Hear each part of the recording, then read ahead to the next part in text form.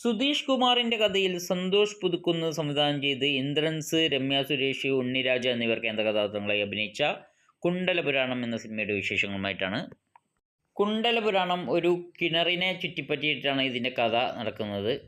ഒരു കിണറിനെ ആശ്രയിക്കുന്ന കുറേ കുടുംബങ്ങൾ, ആ കിണറും അതിൻ്റെ ചുറ്റുവട്ടത്തുള്ള കഥയാണ് ഈ കുണ്ടലപുരാണം എന്ന് പറഞ്ഞ സിനിമ. ഈ സിനിമ ഒരു സാധാ ഒരു നാടൻ സിനിമയാണ്. ഒരു കണ്ടിരിക്കാൻ പറ്റിയ ഒരു ഫീൽ ഗുഡ് മൂവി, അത്രേ ഉള്ളൂ. അതെന്ന് വെച്ചാൽ വലിയ ഒരു സ്റ്റോറിയൊന്നുമില്ല, ഒരു ചെറിയൊരു സ്റ്റോറി. അതുള്ളത് നല്ല ഭംഗി പോലെ വൃത്തി പോലെ എടുത്തിട്ടുണ്ട്. സിനിമയിൽ കുറേ രസമുള്ള കുറച്ച് കോമഡികളൊക്കെ ഉണ്ട്. പിന്നെ BGM നല്ല രസമുണ്ട്. ഒരു തെയ്യപ്പാട്ടിൻ്റെ ഒക്കെ BGM പോലെ ഉണ്ട്. അങ്ങനത്തെ ഒരു BGM ആണ്. പിന്നെ നല്ലൊരു പാട്ടുണ്ട്. പിന്നെ സിനിമയിൽ ഓരോ കഥാപാത്രം തന്നെ നന്നായിട്ട് അഭിനയിച്ചിട്ടുണ്ട്.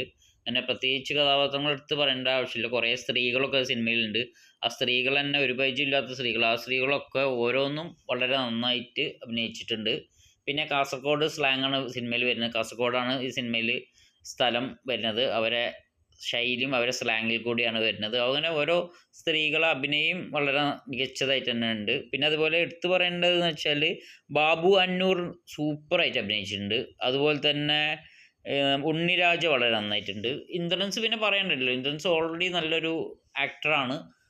വളരെ നന്നായിട്ട് തന്നെ അഭിനയിച്ചിട്ടുണ്ട്.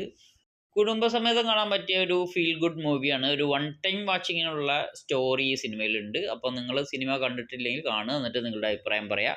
ഞാൻ പുതിയ സിനിമാ വിശേഷങ്ങളുമായി ഉടൻ തന്നെ വരും. അപ്പോഴേക്കും എല്ലാവർക്കും നമസ്കാരം, ബൈ.